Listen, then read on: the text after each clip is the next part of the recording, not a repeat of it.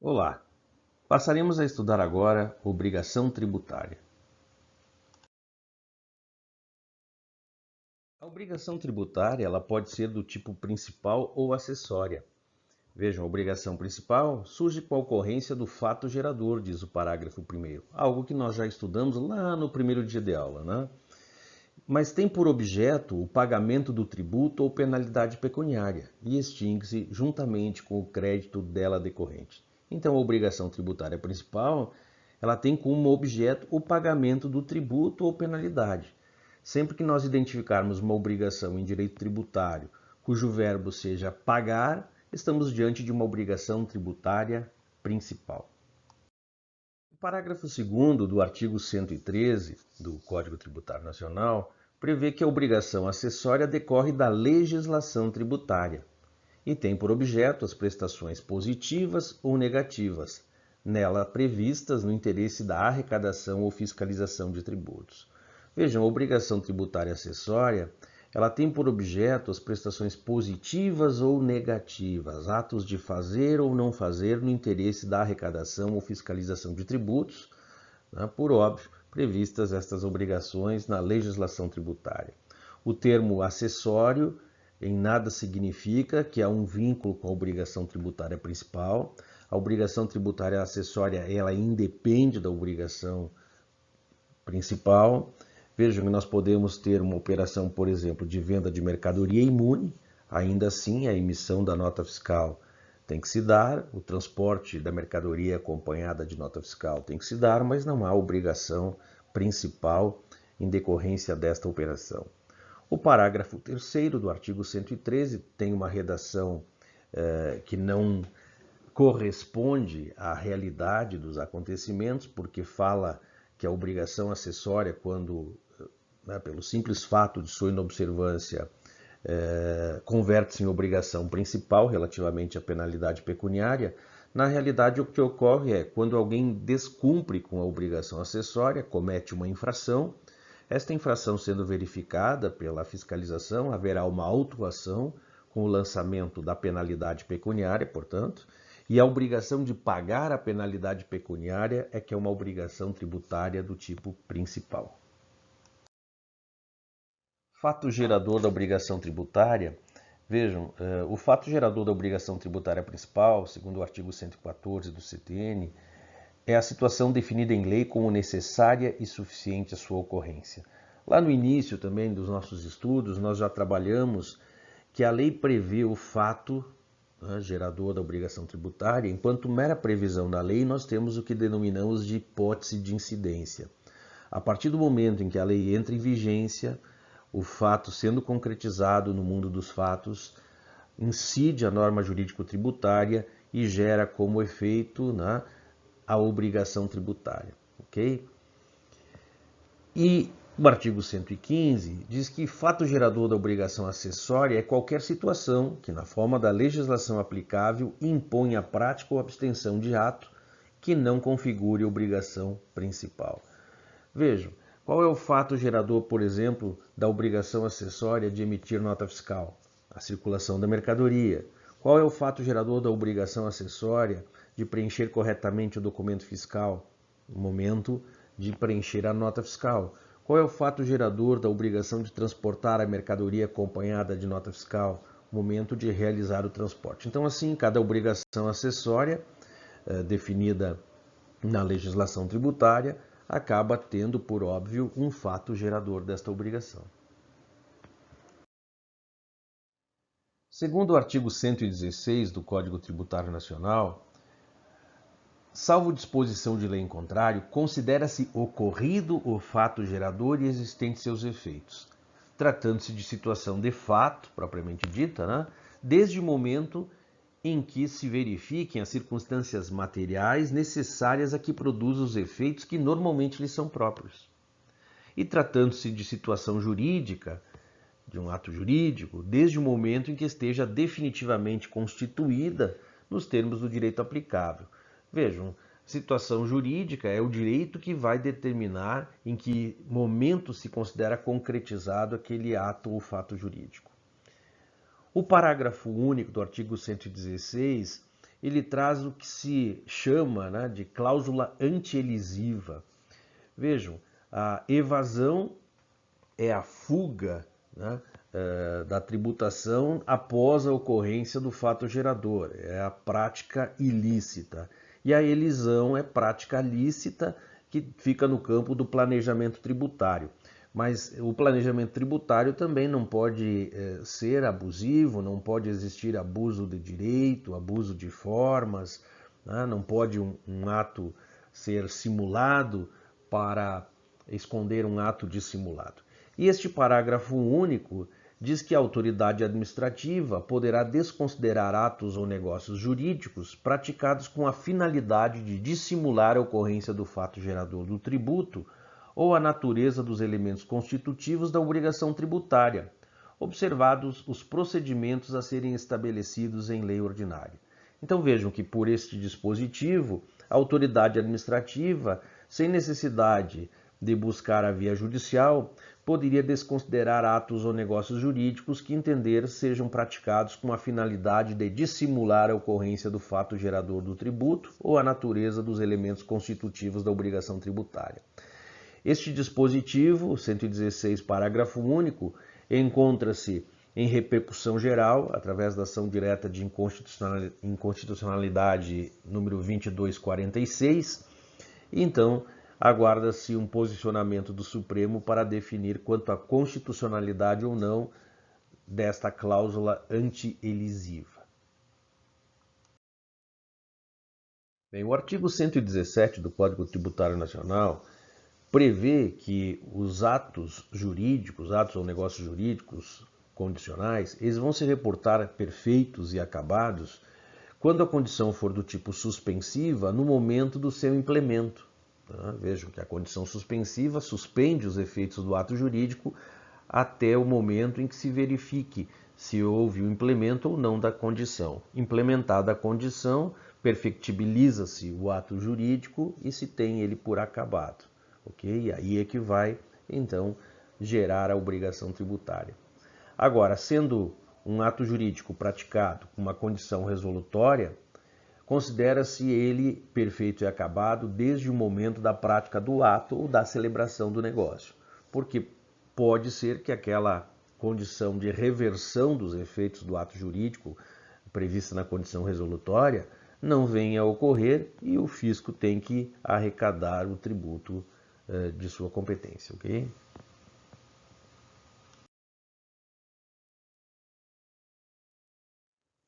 Bem, o artigo 118 do Código Tributário Nacional estabelece que a definição legal do fato gerador é interpretada abstraindo-se da validade jurídica dos atos efetivamente praticados pelos contribuintes, responsáveis ou terceiros, bem como da natureza do seu objeto e dos seus efeitos e dos efeitos dos fatos efetivamente ocorridos.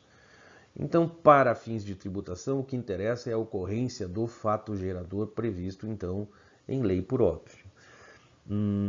Se os efeitos buscados pelas partes através de um ato jurídico não foi alcançado, porque, por exemplo, as partes elegeram um instrumento jurídico que não produzia os efeitos pretendidos, isto para fins de tributação é irrelevante. Se o fato gerador ocorreu, haverá a incidência da tributação.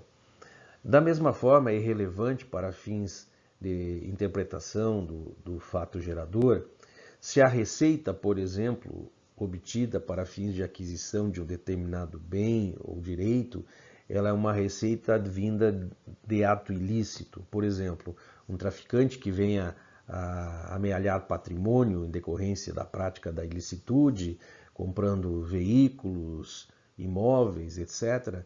Vejam, se ele compra um imóvel, vai pagar ITBI normalmente. Se ele é proprietário de um imóvel, vai estar gerando o IPTU normalmente.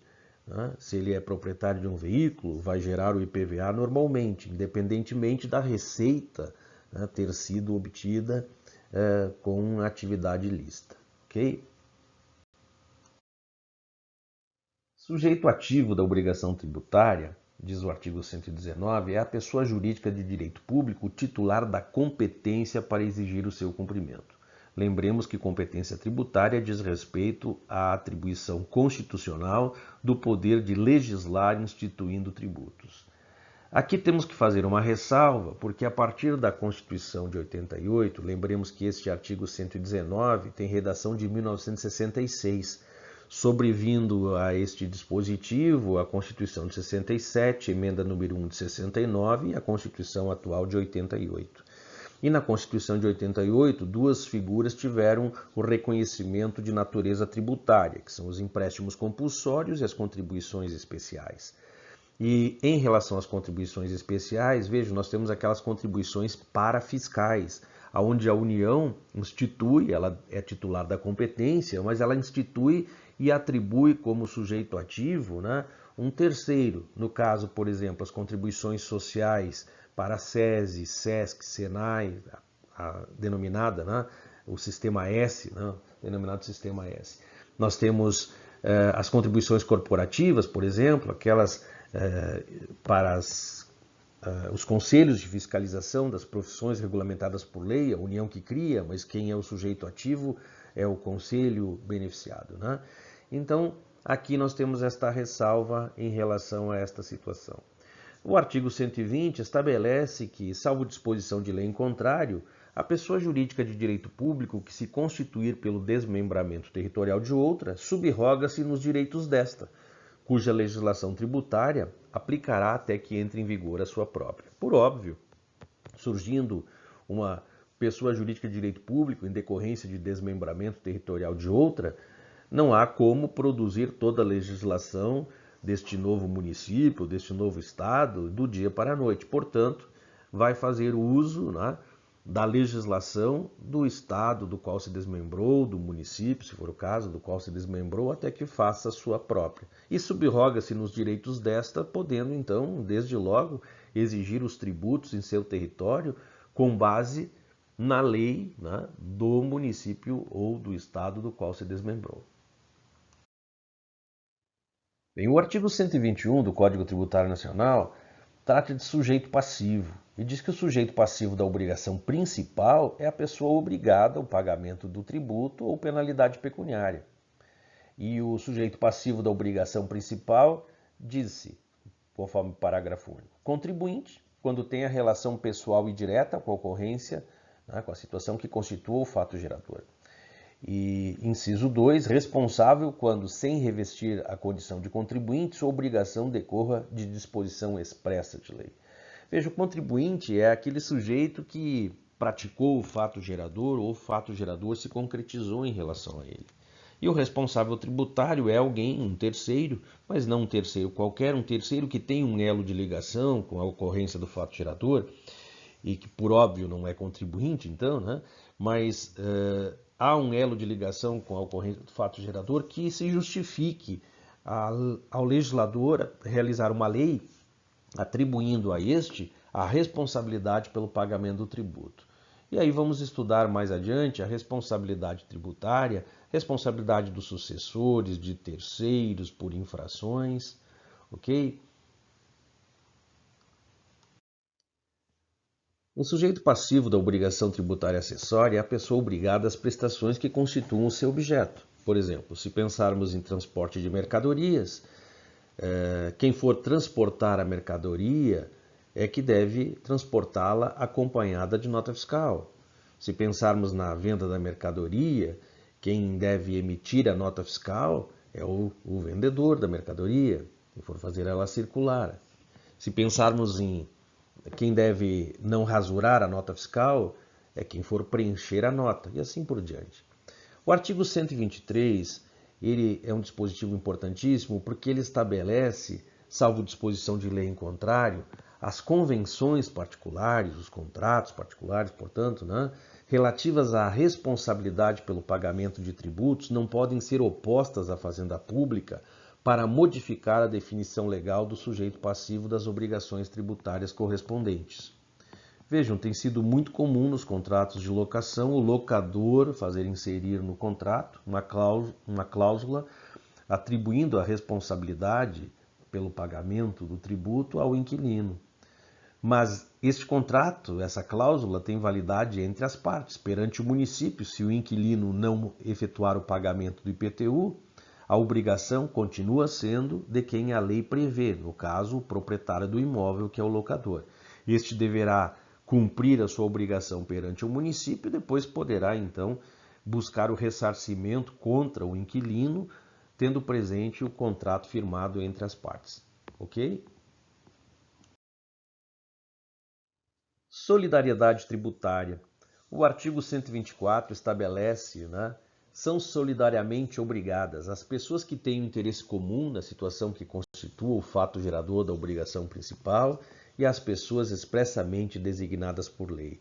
Vejam, solidariedade é um instituto que aquela frase, que os três mosqueteiros usam no filme, um por todos e todos por um, traduz a ideia do instituto. São pessoas que estão co-obrigadas, ou porque têm interesse comum em relação na situação que constitua o fato gerador da obrigação principal, ou pessoas que são expressamente designadas por lei como sendo solidariamente obrigadas. A solidariedade não comporta benefício de ordem. Vejam, se 5 pessoas estão numa posição de co-obrigadas solidariamente, portanto, qualquer uma delas é responsável pela dívida toda e o credor pode acionar qualquer uma delas cobrando a dívida toda. Não há necessidade de, no polo passivo, as 5 pessoas, nesse exemplo, constarem como acionadas numa execução fiscal, ok? No artigo 125 do Código Tributário Nacional, nós temos a previsão quanto aos efeitos da solidariedade. O pagamento efetuado por um dos obrigados aproveita os demais. Por exemplo, co-obrigados em relação ao pagamento do IPTU, um pagando, todos estão quites com a obrigação. Inciso 2. A isenção ou remissão do crédito exonera todos os obrigados, salvo se outorgada pessoalmente a um deles, subsistindo, neste caso, a solidariedade quanto aos demais pelo saldo.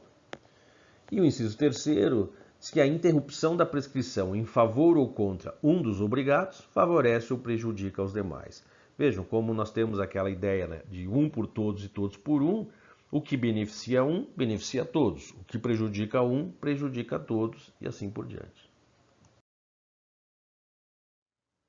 O artigo 126 do CTN trata da capacidade tributária passiva e diz que ela independe da capacidade civil das pessoas naturais, de achar-se a pessoa natural sujeita a medidas que importem privação ou limitação do exercício de atividades civis, comerciais ou profissionais, ou da administração direta dos seus bens ou negócios, de estar a pessoa jurídica regularmente constituída, bastando que configure uma unidade econômica ou profissional. Então vejam que não importa, por exemplo, se a pessoa é menor, se a pessoa está interditada, se a pessoa jurídica não está regularmente constituída, formalmente constituída. O que interessa para fins de tributação e identificar-se a capacidade tributária passiva é a capacidade econômica, a capacidade contributiva dessas pessoas. Por exemplo, um menor de idade pode, se ele tem rendas, se ele recebe rendas suficientes para a tributação, será tributado, por exemplo, no imposto de renda normalmente. Domicílio tributário. O artigo 127 diz assim, na falta de eleição, o que significa que o contribuinte tem a liberdade de eleger o seu domicílio junto à Receita Pública. Na falta de eleição, portanto, pelo contribuinte ou responsável de domicílio tributário, na forma da legislação aplicável, considera-se como tal. Então, não havendo eleição, qual será o domicílio do contribuinte? Se for pessoas naturais, a sua residência habitual, ou sendo esta incerta ou desconhecida, o centro habitual de sua atividade. Quanto às pessoas jurídicas de direito privado, ou às firmas individuais, o lugar da sua sede, ou em relação aos atos ou fatos que deram origem à obrigação, o de cada estabelecimento, que seria o caso das filiais. E quanto às pessoas jurídicas de direito público, ou qualquer de suas repartições, que tratem, por óbvio, de receita, no território da entidade tributante. Quando não couber a aplicação das regras fixadas em qualquer dos incisos deste artigo, considerar-se-á como domicílio tributário do contribuinte ou responsável o lugar da situação dos bens ou da ocorrência dos atos ou fatos que deram origem à obrigação. Vejam, é o caso, por exemplo, da situação envolvendo os circenses, envolvendo os ciganos, em que a residência não é habitual, o local onde exerce sua atividade também não é habitual, porque estão mudando de local seguidamente. Então, há de se considerar o lugar da situação dos bens ou da ocorrência dos atos ou fatos que deram origem à obrigação como sendo o domicílio destes para fim de relacionamento, então, com a fazenda pública. O parágrafo 2º deste artigo estabelece que a autoridade administrativa pode recusar o domicílio eleito quando impossibilite ou dificulte a arrecadação ou a fiscalização do tributo, aplicando-se, então, a regra do parágrafo anterior. Então, se um contribuinte, embora possa eleger o seu domicílio fiscal, ele eleger um domicílio que dificultem muito a fiscalização e a arrecadação, a autoridade administrativa pode recusar esse domicílio eleito e aí fica valendo a regra do parágrafo 1º, que se tem como sendo o domicílio, então, o lugar da situação dos bens que deram origem à obrigação ou da ocorrência dos atos ou fatos que deram origem à obrigação, tá certo?